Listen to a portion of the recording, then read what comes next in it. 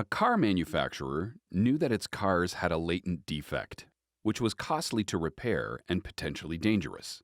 But it also knew that the defect wouldn't manifest itself for many years.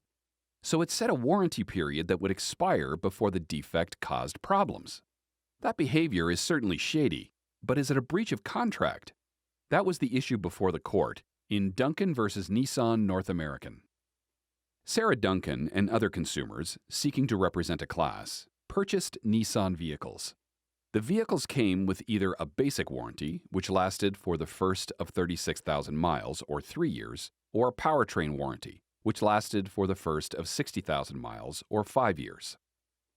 Duncan alleged that the vehicles contained a defective timing chain tensioning system which caused damage to the vehicle when it failed.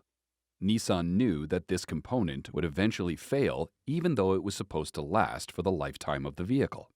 Nissan offered warranties that would expire before the defect manifested.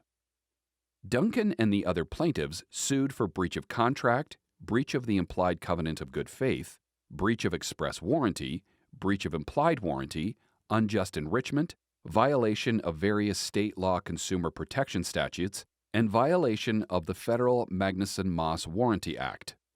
Nissan moved to dismiss under Rule 12b-6 for failure to state a claim.